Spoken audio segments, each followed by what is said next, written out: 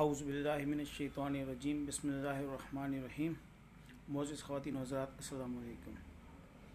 आप सबसे गुजारिश है कि अगर जिस अब तक किसी दोस्त ने जो चैनल सब्सक्राइब नहीं किया तो बराए मेहरबानी सब्सक्राइब कर दें और बेल आइकॉन को पुश कर दें ताकि जो है ना वो आपको नोटिफिकेशन मिलते रहें।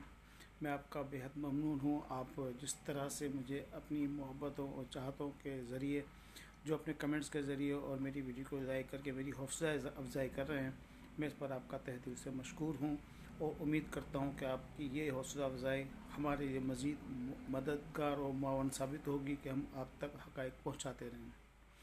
मोअज़्ज़िज़ ख़वातीन व हज़रात, जैसा कि आपको इल्म है कि कल बरोज़ इतवार 13 दिसंबर को PDM का लाहौर के अंदर एक बहुत बड़ा जलसा होने जा रहा है। सियासी जलसे कोई नई बात नहीं है।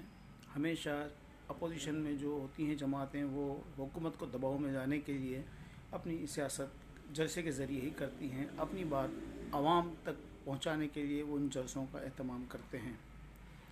चूँकि वज़ीर-ए-आज़म पाकिस्तान मोहतरम इमरान खान साहब अब तक जो है वो अपनी कारकर्दगी से आवाम में के दिलों में अपनी जगह नहीं बना सके हैं और उनका एक ही जो नारा शुरू से चला आ रहा है कि मैं NRO नहीं दूंगा, NRO नहीं दूंगा, अब उसकी बात में वज़न नहीं रहा है।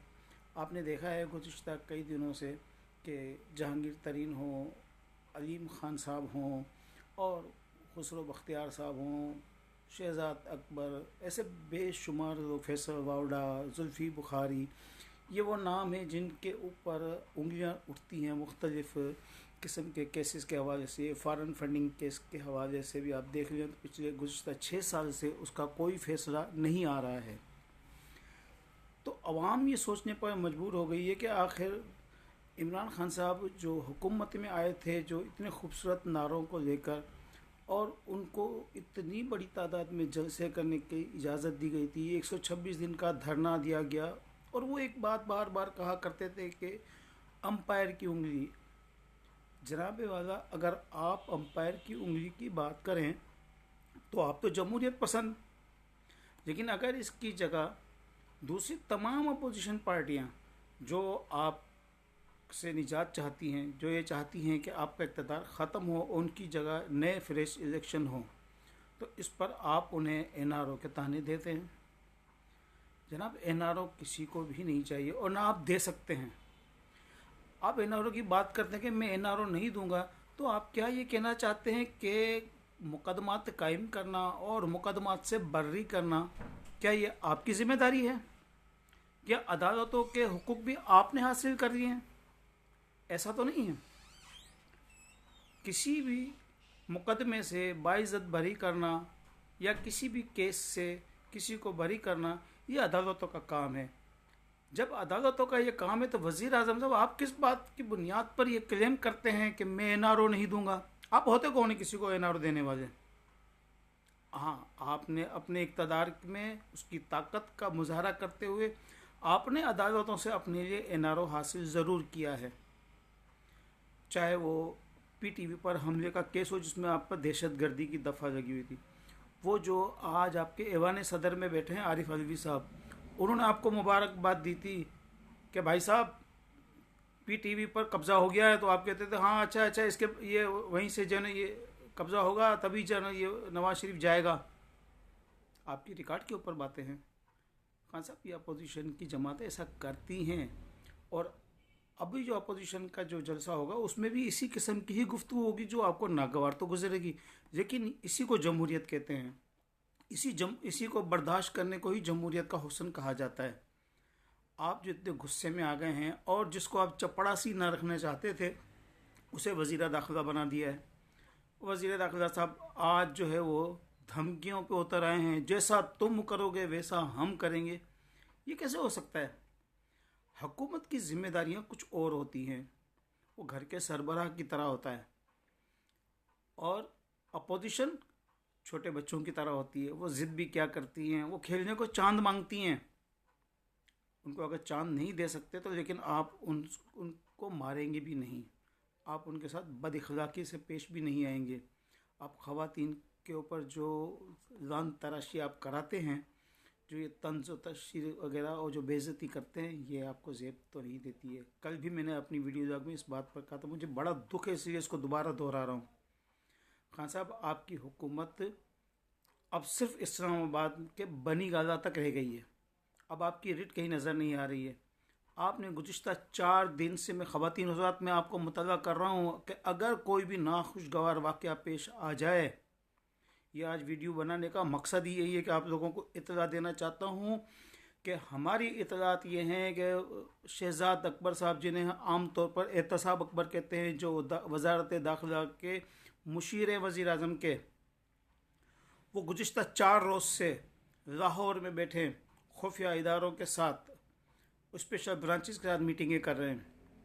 सवाल ये पैदा होता है कि आप बैठ कर क्या रहे हैं? वज़ीर दाखिला आज इस्लामाबाद में धमकियाँ दे रहे हैं, कल वो कहते हैं कि वो हमारी इत्तलात के मुताबिक वो ख़ुद मॉनिटर करेंगे इस कार्रवाई को जो कल वो करना चाहते हैं इस लाहौर में बैठकर। बराए मेहरबानी अकल के और होश के नाखून लें। किसी भी किस्म का एडवेंचर जो है वो मुल्क को इतनी सख्त तबाही की तरफ ले जाएगा कि उसे फिर कोई संभाल नहीं सकेगा। खान साहब, जल्द से भी होते रहेंगे और होते रहे हैं, आपने भी किए हैं। आपने भी 126 दिन का धरना दिया है, किसी ने आपको मारा नहीं है, किसी ने आपके वर्कर्स को गिरफ्तार नहीं किया, भगाया नहीं है, फिर आप किस बात का डरते हैं? आपका तो बड़ा मशहूर कौल है कि आपने घबराना नहीं है। आप हमें नसीहत करते हैं कि घबराए नहीं, फिर आप किस बुनियाद पर आप घबराने लगे हैं? आपका तो वो एक पेज के ऊपर आप थे, तो क्या वो पेज फट गया है? क्या वजह है आप जो है वो बिल्कुल घबराहट का शिकार हैं? आपने अपने तमाम अज़ाइम पूरे करके देख लिए। आपने राना सनाउल्लाह के ऊपर हीरोइन का केस डाल के भी देख लिया। आपने सैयद खुर्शीद अहमद शाह साहब, जो पार्लियामेंट की इज़्ज़त है, पार्लियामेंट की नाक है, सबसे बड़ी इज़्ज़त का मुजाहरा है कि खुर्शीद शाह जैसा आदमी, उसके ऊपर आपने बेबुनियाद इल्ज़ाम लगाकर उन्हें पिछले 1 साल से आपने कैद किया हुआ है। वो हमारा काबिल फ़ख्र लीडर है, हमारा कायद है और हमारी शान है। हम एहसानमंद हैं सैयद खुर्शीद अहमद शाह साहब के, कि जिनकी वजह से सखर और उसके गिरदोनवा में NICVD की जो है ना बहाली हुई है, या यहाँ पर कायम किया गया है NICVD। इसके अलावा हमारे यहाँ GIMS जो है, government institute of medical sciences का जो हॉस्पिटल, जिसमें जिगर के और किडनी के ऑपरेशन किए जाते हैं, SIUT वगैरह, ये जितनी भी तरक्कियाँ हुई हैं यूनिवर्सिटीज़, ये सैयद खुर्शीद अहमद शाह साहब की मरून मिन्नत हैं। यहाँ पार्क का इंतज़ाम किया गया है। ये पीपल्स पार्टी ने हमारे अपने इलाके में बहुत कुछ दिया है, सिंध में बहुत तरक्की दी है। यहाँ कैडेट कॉलेज, यहाँ लॉ कॉलेज बने हैं।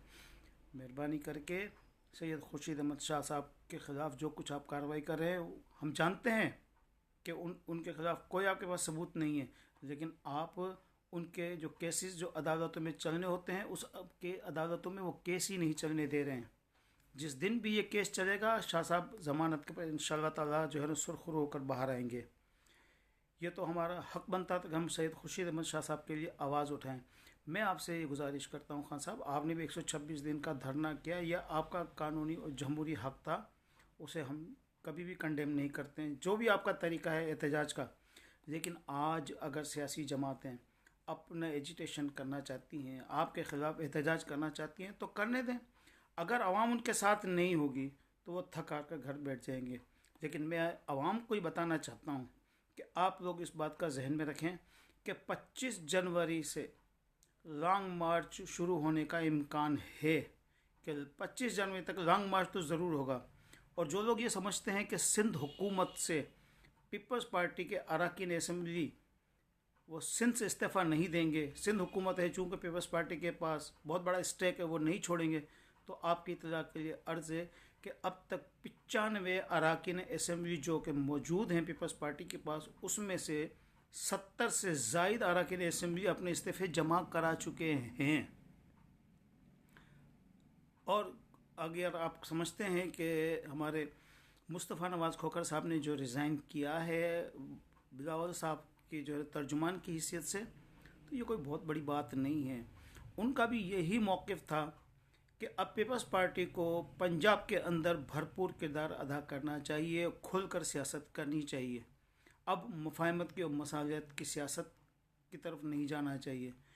और मुस्तफ़ा नवाज़ खोखर की बात से मुत्तफिक होते हुए हमारी क़यादत ने उनको पैगाम दे दिया अपने अरकान सिंध असम्बली को। आपने देखा सैयद नासिर हुसैन शाह साहब, इमदाद फ़तावी साहब, अवैस कादर शाह साहब, शम्मी मुमताज़ साहब, तमाम स्पीकर, डिप्टी स्पीकर जो हमारे हैं, सब ने अपने इस्तीफ़े बिलावल हाउस में हमारे चेयरमैन साहब के पास जमा करवा दिए हैं पीपल्स पार्टी के। इसी तरह मुस्लिम लीग के भी ढेर जमा हो गए हैं इस्तीफ़ों के। आप ये ना समझें कि इस्तीफ़े नहीं दिए जाएंगे, इस्तीफ़े दिए जा रहे हैं। एक क्राइसिस खड़ा हो रहा है। अब अगर आप इससे बचना चाहते हैं तो सियासी हिकमत अमली इख्तियार करें।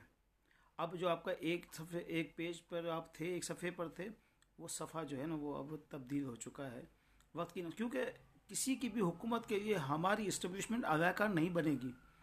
हमारी इस्टेब्लिशमेंट बहुत मुहब्बे वतन है, हमसे ज़्यादा मुहब्बे वतन लोग हैं वो, और मुल्क सबको अजीज़ है। आप हमें अजीज़ नहीं है। इक़्तिदार में लोग आते जाते रहते हैं, चाहे वो इमरान खान हो, नवाज शरीफ हो, जरदारी साहब हो, यूसुफ गिलानी हो, राजा परवेज़ अशरफ साहब हो, कोई भी हो, लोग इक़्तिदार में आते रहेंगे और जाते भी रहेंगे। तो किसी के लिए भी इक़्तिदार ठहरेगा नहीं, आपके लिए भी इक़्तिदार ठहरेगा नहीं। आप हमारे मुल्क के लिए इस वक्त मुस्तकिल मुसीबत बनते जा रहे हैं। आपकी वजह से महंगाई बढ़ी। खान साहब, आपने आज एक बड़ी तकरीर की है, मुझे सिर्फ इस बात पर मैं अपनी बात ख़त्म करूँगा कि जी मुबारकबाद दे रहा हूँ अपनी मुआशी टीम को कि चीनी की कीमत कम हो गई। जनाब अली, मुबारकबाद तो जब बनती थी जब आप 110-115 रुपये पर जब चीनी पहुंचा दी गई है, और आटा जब इन्होंने 80 रुपये किलो पहुंचा दिया, तो उनके खिलाफ आपने कार्रवाई क्या की? सज़ा किसको दी? क्या आपके पास जो रिपोर्ट आई है आपकी जनरल शुगर इंक्वायरी कमेटी की, उसके मुताबिक आपने किसी को गिरफ्तार किया, किसी को सज़ा दी है? आप किसी को सज़ा नहीं देंगे तो फिर ये शाबाश किस बात की? शाबाश देना है तो किसी जज को शाबाशी दे दें, किसी जो है ना अपनी पार्टी के लोगों को दे दें जो आगे पैगाम पहुंचा रहे हैं। और आपका फॉरेन फंडिंग का केस जो है ना वो इस वक्त रुका पड़ा है। फॉरेन फंडिंग का केस चलाएं और उसको अदालतों से खारिज कराएं। मैं सबसे पहले आपको शाबाश दूंगा जनाब हाजी। इंशाअल्लाह बाकी गुफ्तगू कल के जलसे के बाद और उस पर अपने ख्यालात का इजहार करेंगे और फिर आपको बताएंगे कि सियासत क्या होती है। अल्लाह ताला आप सबका हम सबका हामी व नासिर हो। अस्सलाम वालेकुम।